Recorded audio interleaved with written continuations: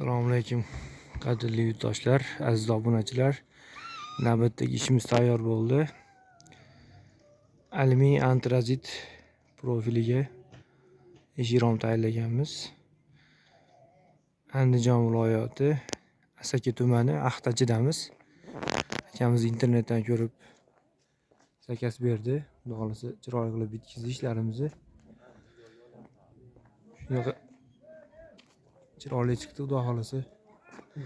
Kim shunaqa ishlarimiz kerak bo'lsa, bemalol murojaat qila olasizlar. Dastlabki Ustunobki vodiy bo'ylab oynasi 2 qavat bo'lgan seriyaga oq paket. Bu tashqaridan ko'rinishi, ichkaridagi holatni bir qator ko'rsatib o'taman.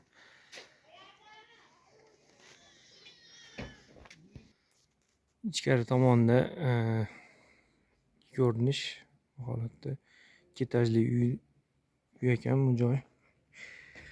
Shuni ligirovkalarni ko'rsatib o'taman. Xudo xolasa har doimgidek go'zal.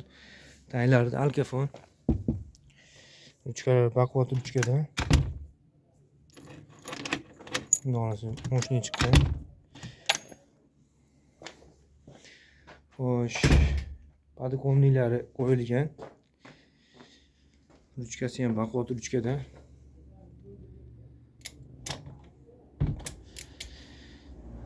Tashqari bemalol ko'rinadi, ichkari ko'rinmaydi.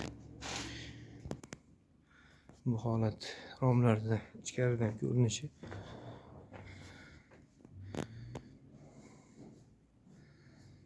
Bemalol ko'rinaveradi.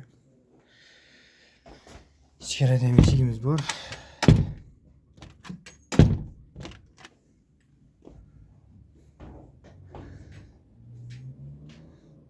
Kvadratiga keladigan bo'lsak, kvadratlari 2 qavatli oynalar, podokonnigi bilan 700 ming, 750 ming bir qavat bo'ladigan bo'lsa, ob'yomiga qarab 580 ming, 600 ming shunaqa chiqyapti. Asosan biz ob'yomiga hisoblayapmiz, ketadigan rasxodini.